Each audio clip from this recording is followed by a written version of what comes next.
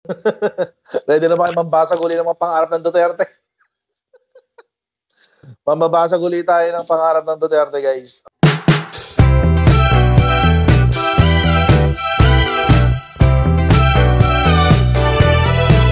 Mga kutsero, kanina, naglabas na naman ng komento. Diyos ko, ito yung delegado. Noong una, itong si Manong Johnny, lagi may appearance sa mga shows ng SMNI. Di ba? Actually, meron pa nga siya hiwalay na talk show doon dati. Sa SMNI, si Manong Johnny. Ngayon, wala na. Wala na. Wala na siyang, wala na siyang talk show sa SMNI. Well, okay lang yun. Mas maganda nga yun eh.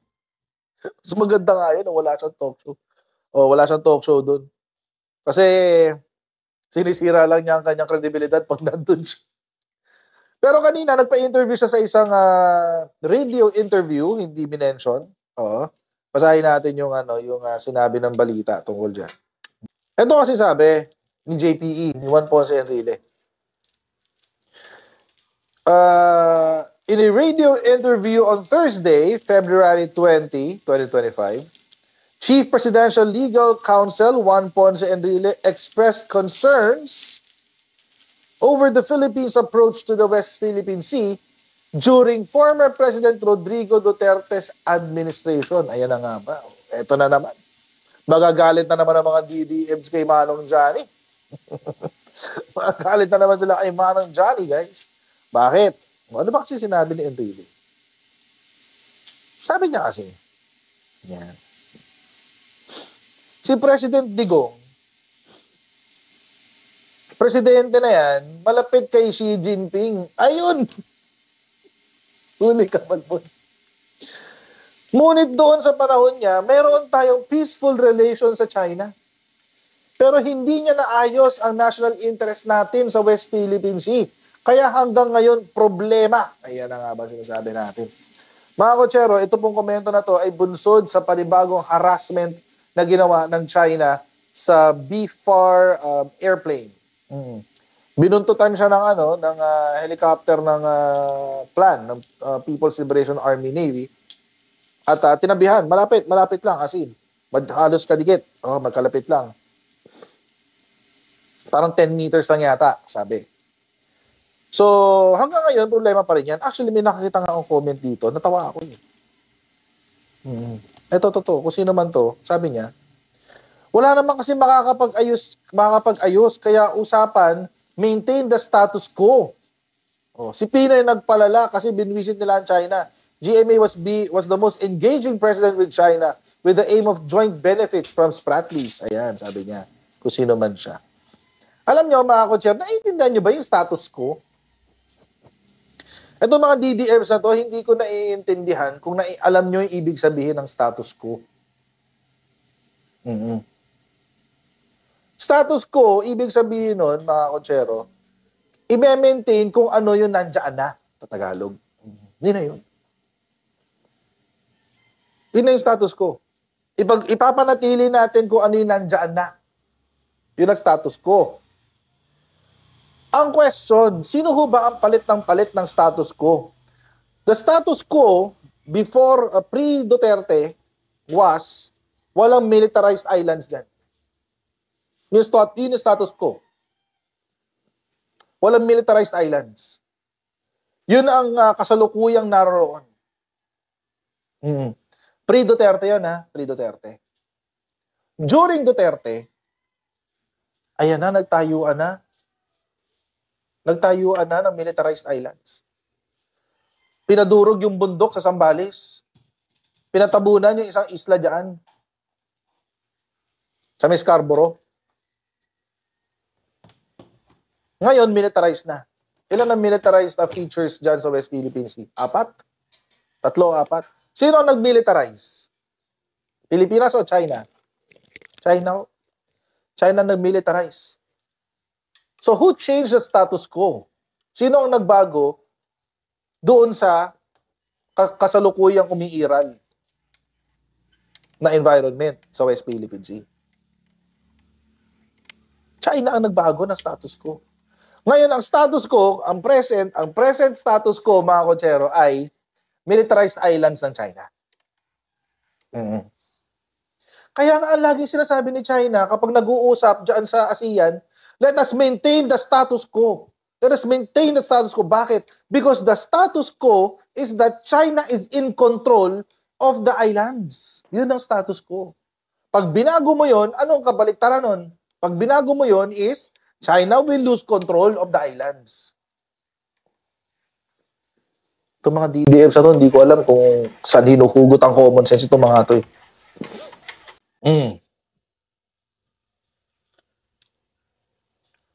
Kasi mga kotsero, ang ating claim dyan ay de jure lamang, by law. By operation of law. De jure. Hindi siya de facto. De facto is kung sino talaga ang may control doon sa realidad. Ang control natin dyan, papeles, UNCLOS. Pero sino ang may control talaga dyan? Sa realidad? China.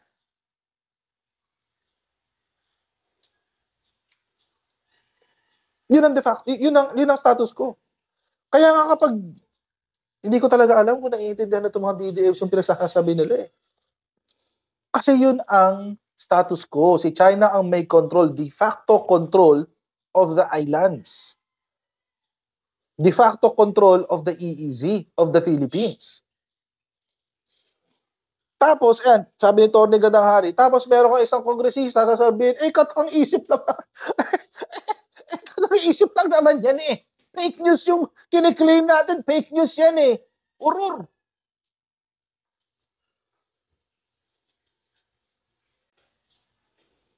Sorry. Triggered ako dun. Na-trigger ako dun. Sorry, napamura ako ng konti. Pero deserve niya yun. Kung marating man sa kanya, na tinawag ko siyang ulul, deserve niya yun. Kasabihin niyo, invento ang West Philippines. It's just the creation of the minds of the Filipinos. But anyway, yung kasi yung status ko. Ngayon, na sinasabi ni Digong, nag-umpisa yung problema natin because of Duterte. Alam nyo, tama ho siya dun. Tama ho siya dun. Oo. Bakit? Pakinggan ho natin yung sinabi ni Commodore Tariela sa hearing. President Marcos Jr. took office in 2022 and declared that he would not surrender an inch of our territory to any foreign power. Many questioned the meaning behind his words, especially since the previous administration claimed that all was peaceful and under control in the West Philippine Sea. This misconception stemmed from the belief that the prior administration had effectively managed the situation in the West Philippine Sea. Between 2016 and 2022, only 3 incidents. The first one is in 2019, when Filipino fishermen from Mindoro reported that their boat, FB Jimber, was rammed by the Chinese maritime militia in Recto Bank. The second incident was in 2021, when the AFP chartered resupply boat was hit by water cannon. And the last one, on that same year, when over 210 Chinese maritime militia were reported by the Philippine Coast Guard swarming near Julian Felipe Reef.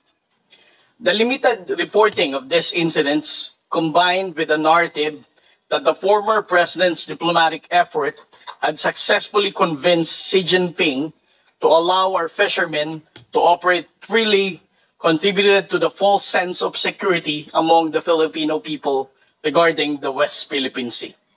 Therefore, for President Marcos to deliver his commitment of not surrendering a square inch of our territory to any foreign power, he has to unite the Filipino people.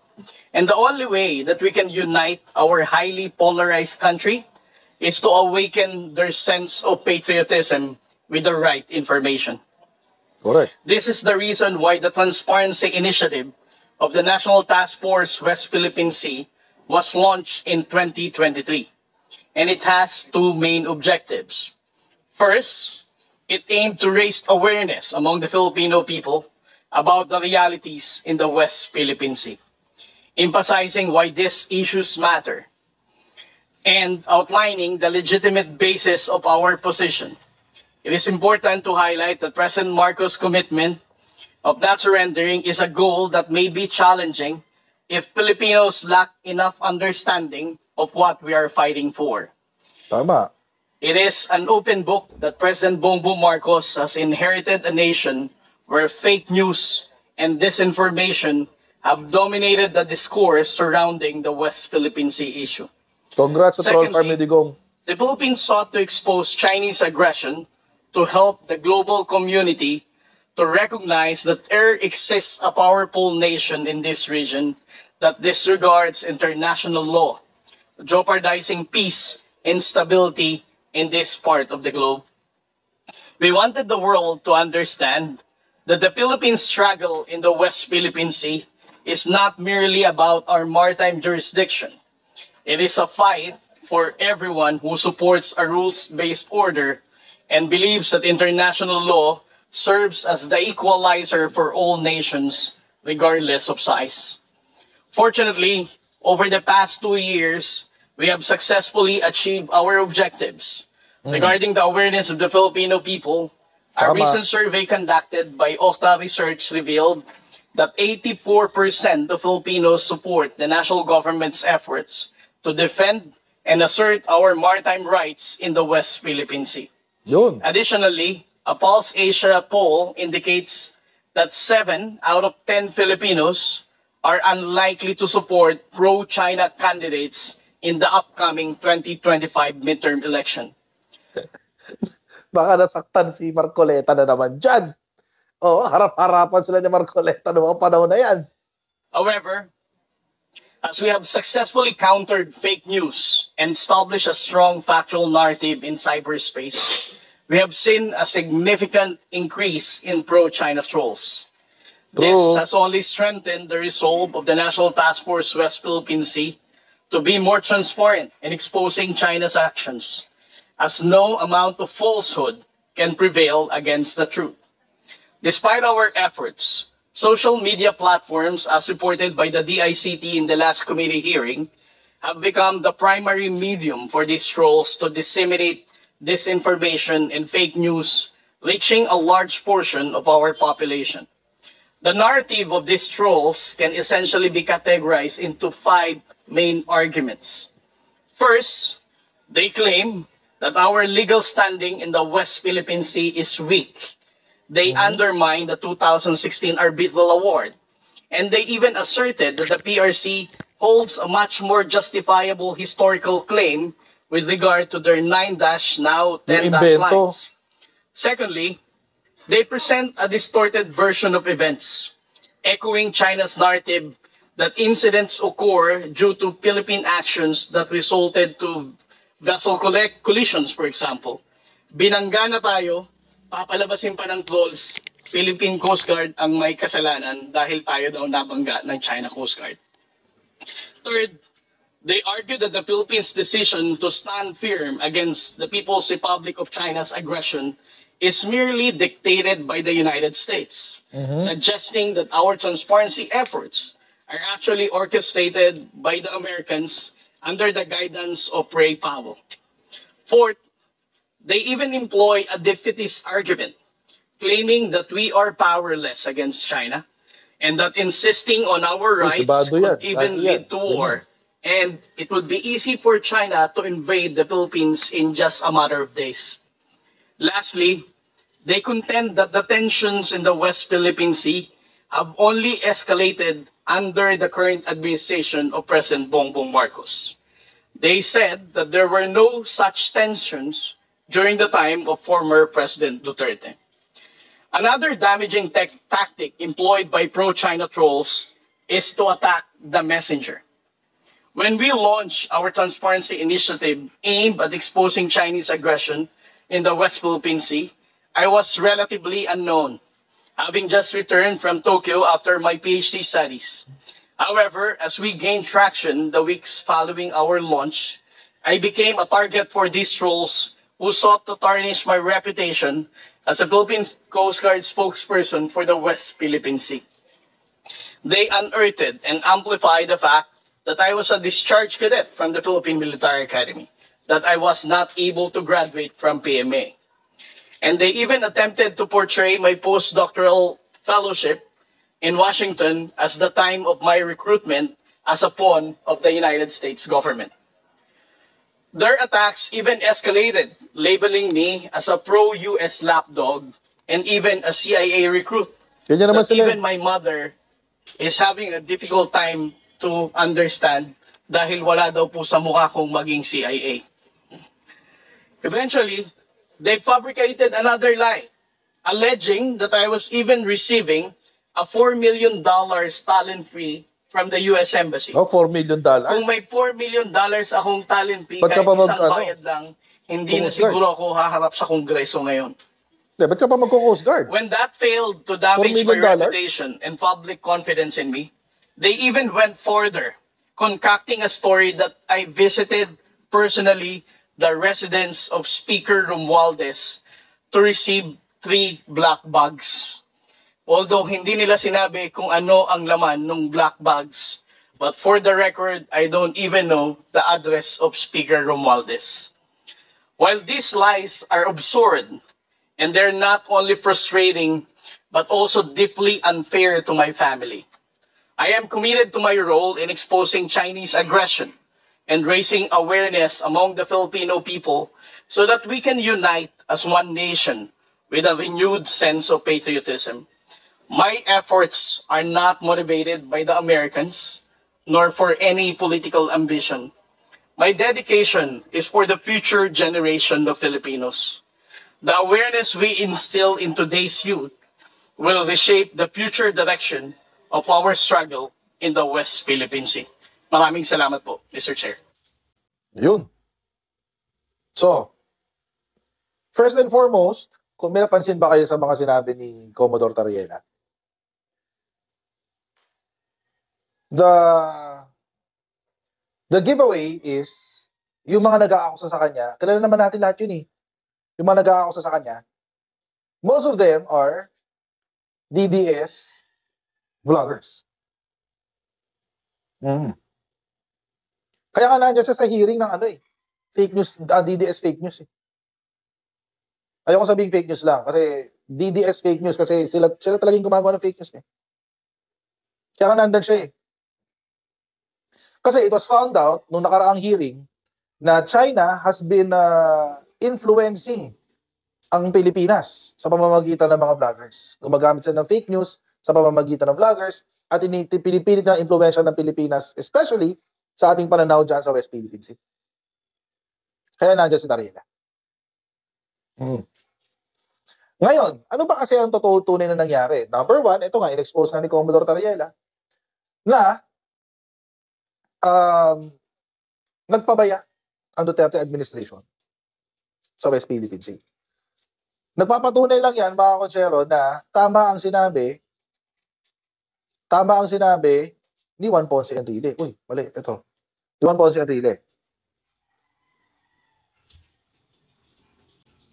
Yan. Malapit sa Beijing, China. Nung panahon niya, mayroon tayong peaceful relations sa China, pero hindi niya naayos ang national interest. Bakit? Inuna niya kasi yung interest ng China eh. Inuna niya kasi yung interest ng China. Unang-una, mga kotsero, noong 2016, nung naging Pangulo si Digong, nagkaroon ho tayo ng kasabay na ruling. Nagkaroon po ng kasabay na desisyon. Galing po sa Permanent Court of Arbitration. Anong sinabi? Ang sinabi po sa Permanent Court of Arbitration is, number one, ang West Philippine Sea, ang parte na kiniklaim ng China, na kabilang sa loob ng 9-dash line ng China, ay hindi totoo. Ang claim ng China ay hindi totoo. Maski yung sinasabi nilang historical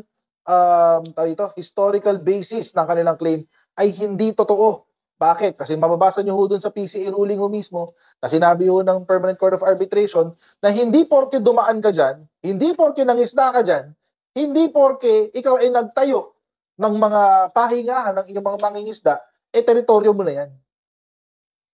Yun ang sinabi sa PCA. Legit yun. Totoo yun. Basahin nyo. Gusto nyo. Number one. Pero, na-discredit, pinawalang bisa ang 9-dash line ng China. Pero anong ginawa ni Xi Jinping? Sa panalo natin, ha? Panalo natin to, guys. Oh, sa atin ibinigay ang corona. Sabing ika nga. Nasa Pilipinas ang corona. Anong ginawa ni Rodrigo Duterte noong 2016? Hindi niya i-enforce ang panalo ng Pilipinas. Philippines Duterte says South China Sea arbitration case to take a back seat. October 19, 2016. Ayan.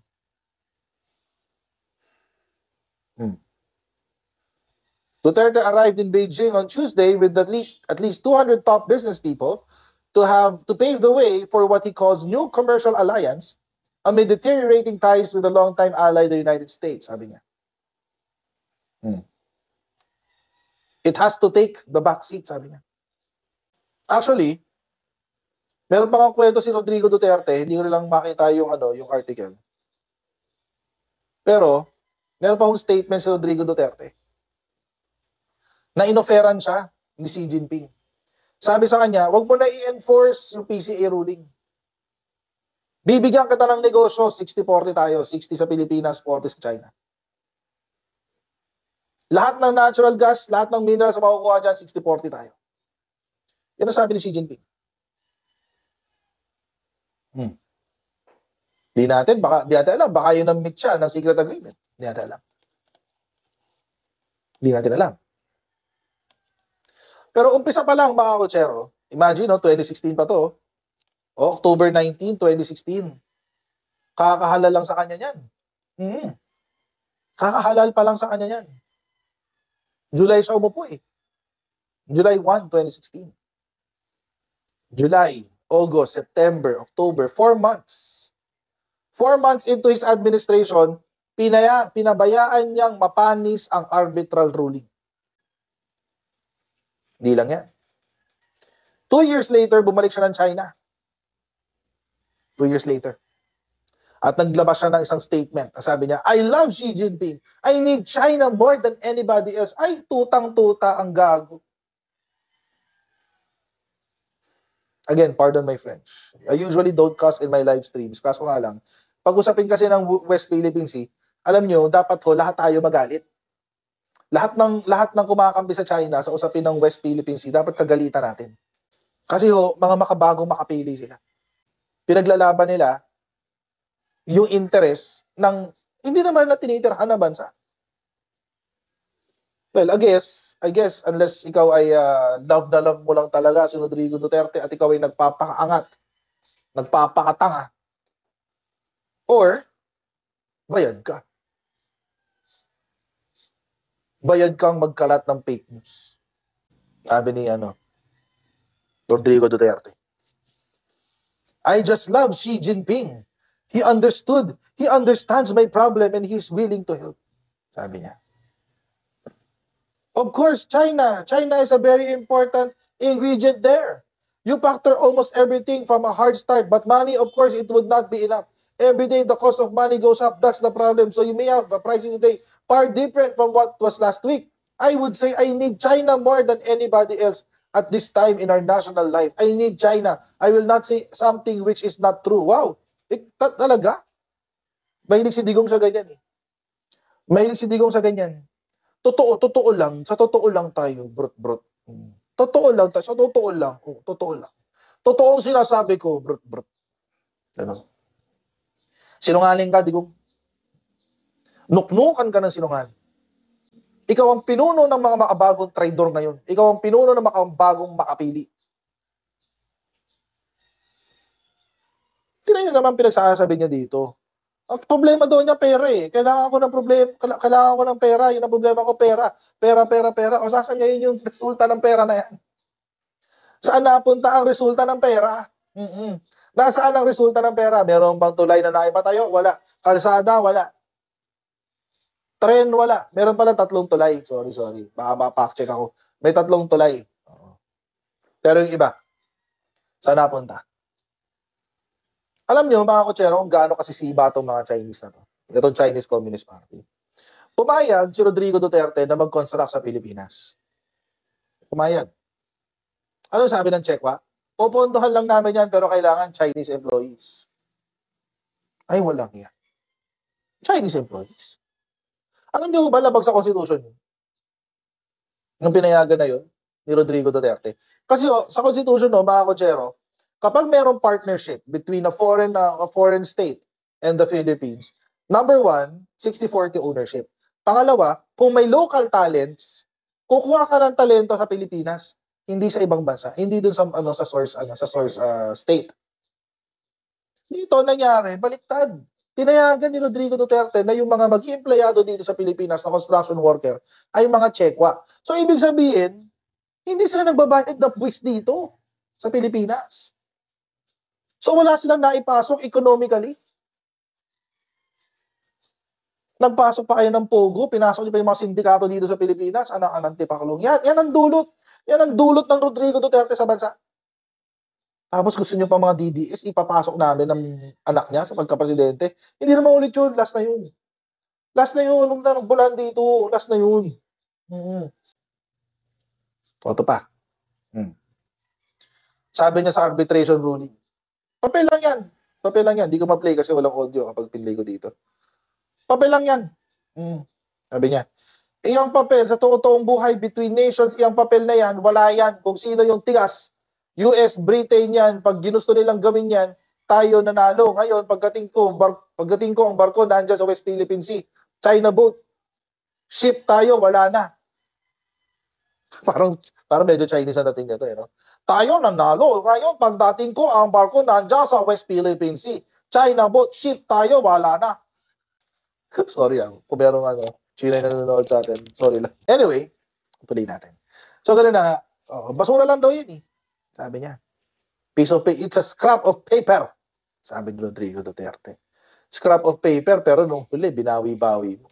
Scrap of paper, pero nung nagsalita ka sa United Nations, ang sabi mo, the decision of the Permanent Court of Arbitration is now part of international law, beyond reproach, beyond questioning, blah, blah, blah, blah, blah. Tigos ng mukha nito Rodrigo Duterte na to eh. Bakit? Kasi pahiyaan na, napahiya ka. Napahiya ka, nagpakatuta ka sa China. And I still believe hanggang ngayon nagpapakatuta pa rin siya. Kasi ginagamit siya sa propaganda ng China. Raulo to si Digong eh. Ito pa. Hindi natin tatantanan to mga kotsero. Papatunayan natin tama si Manong Johnny. Inamin niya na meron siyang West Philippine Sea secret agreement. Aminado na siya. Aside from the fact of having a handshake with Xi Jinping, the only thing I remember was status quo. That's the word na walang galawan, no movement, no armed patrols. Seriously, no armed patrols. Sinungaling ka, Rodrigo Duterte, kakasabi na ni Commodore Tariela kanina. Na meron kayong na merong mga banggaan nung panahon na yun, hindi lang pinapa-report. Sinabi din po yan ni Commodore Tariela, no, in-interview natin siya. Sinabi niya na merong news blackout noong panahon na yan, sa West Philippine Sea. Walang pwede magbalita. Kasi nagagalit ang China. Meron pa. Ito, si Presidente na yung bumira. Ano ba yung secret deal niya na yan? Sabihin niya na sa akin yan, sabi niya. Yung sa secret deal. Pero alam niyo mga kotsero, ito sa aking palagay. No? Sa aking palagay. Ito yung bunga ng pagiging makapili ni Rodrigo Duterte. O ito yung rurok ng bunga ng pagiging makapili ni Rodrigo Duterte laban sa Pilipinas, pabor sa China, nung siya ang naging pangulo. Eto. Pinagawa ng paaralan to honor the mother of Rodrigo Duterte sa China. Diba? Ito yung rurok. I'm sure meron pa siya ibang nakuha yan si Rodrigo Duterte. I'm sure may iba pang nakuha yan sa China. I'm pretty sure meron pa yan ibang nakuha. Pero siguro, bilang for a son, bilang isang anak, pag makita mo na yung anak, yung nanay mo or parents mo ay ino-honor sa ibang bansa ng paaralan, pinangalanan ng paaralan or whatever, it's an honor to yourself. Diba? Binibigyan ka rin parang nabibigyan ka rin ng karangalan. So, I'm sure merong financial benefits yan. Yung kanyang pagiging makapili sa China. May financial benefits yan. Come again, sir? You're lying!